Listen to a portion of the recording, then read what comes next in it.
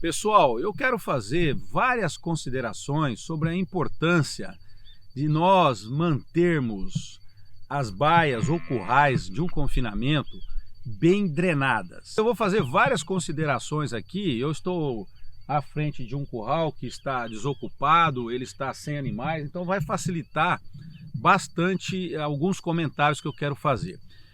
Uma coisa fundamental é que a gente mantenha o curral ou a baia, como você queira chamar, sempre em condições melhores possíveis do ponto de vista de drenagem, tá? Então muita gente pergunta, professor, qual deve ser o número de metros quadrados por animal dentro de um curral, de uma baia? Isso é uma coisa relativa, né? Nós temos uma flexibilidade grande aí, né, de dimensionamento. Agora, algumas coisas precisam ser consideradas. Por exemplo, nessa área que nós estamos aqui, o terreno tem uma boa drenagem, né? Vocês podem observar, apesar dos animais não estarem ocupando o curral, mas tem uma boa drenagem. É um terreno arenoso, né? E que permite que haja uma boa drenagem da água. Então, o que é que acontece? Essa definição do dimensionamento em termos de metros quadrados por animal, por exemplo, depende dessa drenagem, do tipo de solo onde nós estamos, depende do regime de precipitação, ou seja, se nós temos precipitação mais alta ou mais baixa, depende da distribuição dessa precipitação, então depende de vários aspectos que nós temos sempre que considerar. Agora, o importante é manter o curral seco, o máximo que a gente puder, é óbvio, né? E sem acúmulo de lama. Agora, algumas coisas são importantes para que isso aconteça. Então, a primeira é, tanto o declive do terreno aqui no rodado do trator, como vocês podem ver, né, como dentro do curral ou da baia, ele deve ser sempre no sentido contrário ao coxo. Então, do lado de fora, onde nós temos o rodado do trator, você deve ter pelo menos 1% de inclinação do coxo para o local onde se desloca o veículo. E dentro do curral, você deve também ter uma inclinação no sentido contrário do coxo, ou seja, do coxo para dentro do curral. E sempre, né, a declividade do curral ela é fundamental. Vocês podem ver aqui que nós temos aproximadamente 4% de declividade nesse terreno aqui, tá? Numa panorâmica assim dá para você ver o terreno, né? Então sempre a declividade no sentido contrário, né, ao coxo. E outra, aqui temos linhas paralelas, né, de currais, né? Vocês podem observar lá no fundo, nós estamos mostrando agora, tá? Nós temos uma outra linha de distribuição de alimentos, né? E você deve ter ali um dreno para que a água daqui não passe para lá. Então eu vou mostrar aqui para vocês, né, em relação à área de cima, onde nós temos também alguns currais, né? A gente tem um dreno de captação aqui, ó, de dejetos líquidos. Esse material ser transferido para as lagoas, né? E você não prejudicar a ambiência do animal, tá bom? Uma outra coisa importante é essa questão aqui, ó, de permissão de acesso ao coxo. Nós precisamos de ter uma estrutura reforçada, tá? Mas que permita livre acesso dos animais ao alimento, tá? O coxo, ele não pode ser tão largo, né, que faça com que o animal entre dentro do coxo. Vocês têm que entender o seguinte, né, que quando o animal come o alimento, ele fuça no alimento, ele mexe no alimento, tá? E quando o alimento foge do alcance do animal, se um coxo é muito largo, tá, esse animal vai tentar buscar o alimento. E muitas vezes ele entra dentro do coxo. E isso é um negócio problemático, porque isso traz acidentes, isso prejudica o nosso manejo, né, dificulta a nossa vida. Então o coxo não pode ser excessivamente largo, ele tem que ter uma dimensão, tá? Essas dimensões já estão definidas, né? E é sempre muito bom observar isso, tá? É importante, como eu sempre falo, a roda já foi descoberta, então não adianta a gente querer inventar a roda, tá bom? Uma outra coisa que eu quero mostrar para vocês, né, é que você tem que sempre pensar em estruturas que sejam duráveis, práticas, duráveis, né, e que podem ser feitas tanto de concreto como madeira. Isso não é o problema, né, ferro, tá? Agora, a questão é que sejam estruturas reforçadas, práticas, simples, né? e que funcionem bem para o manejo do dia a dia, tá bom? Então agora nós vamos adentrar o curral e vamos falar alguma coisa também dos bebedouros, que é muito importante. Pessoal, agora nós estamos aqui dentro do curral, olhando daqui para o coxo, a gente pode observar, né, a declividade do terreno. Então, como eu já estava abordando, né, a questão da densidade, eu normalmente não recomendo menos do que 15 metros quadrados em áreas abertas como essa daqui, né? Mas isso vai depender muito, como eu já falei, da precipitação e também das condições do terreno. Agora, falando um pouco dos bebedouros, vejam bem, o comprimento linear de bebedouro por animal, o mínimo são 3 centímetros. Só que nós temos que entender o seguinte: em condições tropicais, nós temos altas temperaturas. E normalmente os animais tendem a beber mais água do que em condições temperadas. Então, a recomendação é que a gente tenha, considerando essas épocas mais quentes do ano, tá, pelo menos de 6 a 7 centímetros lineares por animal. Então vocês vejam bem, nesse curral aqui, normalmente são colocados ao redor de 80 a 100 animais. E se nós olharmos o comprimento desse coxo aqui, ele tem aproximadamente, juntando as duas unidades, ele tem aproximadamente 7 metros. Dá até para eu ver aqui na minha passada. Tá, ó, quase 3 metros e meio, lá mais de 3 a 3 metros e meio. Então tem de 6,5 a 7 metros, o que daria, né, 7 centímetros pelo menos por animal. Tá? Uma outra coisa importante é esse pavimento que nós podemos ver aqui, ó, né, que eu estou caminhando, esse pavimento ao redor do coxo, que ele deve ter também aproximadamente de 3 a 4 metros saindo do coxo, né, para evitar a formação de lama, a formação de buraco, a dificuldade de acesso dos animais ao bebedouro. Então são coisas simples, né, que muitas vezes as pessoas fazem economia, e eu costumo dizer que é economia de palito, porque você está fazendo uma estrutura para tirar o máximo de desempenho dos animais.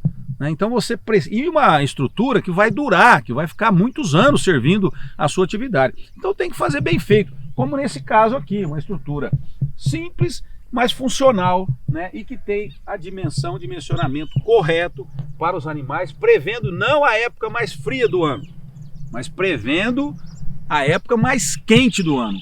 O dimensionamento de bebedouro tem que ser sempre feito olhando para a época mais quente do ano e não a época mais fria do ano.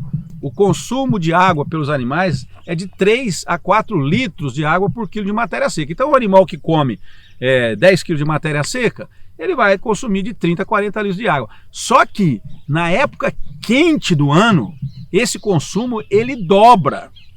Então nós podemos ter um consumo de 80 litros, né? E outra coisa, os animais, eles têm um acesso mais frequente ao coxo, eles vêm mais vezes ao coxo tomar água. Então nós não podemos dificultar o acesso dos animais ao bebedouro, né? Por quê? Porque isso realmente cria um problema. Porque existe uma relação muito grande entre consumo de matéria seca e consumo de água. Quando nós limitamos o consumo de água dos animais, eles também reduzem o consumo de matéria seca, tá bom? Então isso é fundamental. Aqui nós podemos ver também a importância, né, das cercas divisórias de currais ou baias, né? Vocês podem ver que aqui é material simples, mas olha só o número de fios que nós temos, muito bem esticados, né? Uma estrutura reforçada, né, que realmente vai evitar qualquer tipo de transição de animais aqui, ou mesmo acidentes com animais, tá? Então é muito importante sempre dar um carinho especial para essas cercas divisórias de currais ou baias. Às vezes a gente visita locais aí em que não existe a mínima preocupação com isso daqui, né? Mas precisa ter preocupação. É claro, eu não estou dizendo que nós precisamos ter 1, 2, 3, 4, 5, 6, 7, 8, 9, 10 fios, né? Você pode ter menos, mas precisa ser uma estrutura reforçada e que permita que você realmente evite qualquer tipo de transição ou acidente com os animais, tá? A gente sabe, a gente que lida com o gado sabe como é que as coisas funcionam, né? Então aqui é uma estrutura muito bacana. E eu gostaria que você me acompanhasse aqui. Eu quero falar de uma coisa também que muita gente não se preocupa, tá? É a questão, tá, da largura dos nossos corredores, das nossas porteiras, né? Então eu vou medir aqui na passada, ó, 1, 2, 3, 4 passadas. Então aqui nós temos uma porteira que tem 4 metros de comprimento.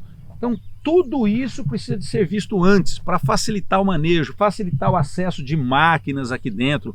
Qualquer tipo de coisa que você precise fazer dentro desse curral aqui, né, e que dependa de máquina, se você tiver um portão estreito, você vai ter dor de cabeça, você vai ter problemas. Então eu falo desse dimensionamento, e isso é uma coisa que precisa ser observada, porque nós não vamos ficar descobrindo a roda, né? A roda já foi descoberta, então 4 metros é o mínimo que um portão desse tem que ter. Aqui nós estamos trabalhando com o mínimo, por quê? Porque facilita o acesso às máquinas com 4 metros, nós não temos nenhuma dificuldade, né? Então você pode ver aqui que isso é uma coisa importante. Não é só a questão ligada aos portões, às porteiras, né?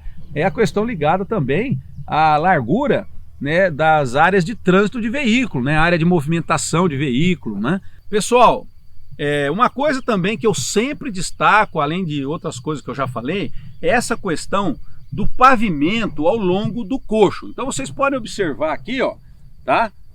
Nos currais, né, que você tem uma divisão nítida e clara de até onde vem o pavimento ao longo do coxo, e você pode observar que logo que o pavimento termina, nós já começamos a ter o quê? Uma linha de formação já de lama, se dependendo da densidade animal, dependendo da precipitação, você pode ter um pouco mais intensivo ou menos intensivo essa formação de lama, mas dá para ver claramente. Então essa área ao longo do coxo, ela precisa de ser dessa maneira. Ela tem que ser uma área seca, uma área que não tem formação de lama, que permita que o animal venha ao coxo, visite o coxo, consuma o alimento que ele tem necessidade de consumir, tá? Sem nenhum prejuízo. Isso é fundamental. E aqui nós temos aproximadamente uns 4 metros, né, o dimensionamento dessa área. Uma área pavimentada, concretada, né, com malha, né, no concreto, para tornar o concreto mais resistente. Tá? Então aqui fica muito claro, né, nessa visão que vocês podem ter aqui, né, da importância desse pavimento.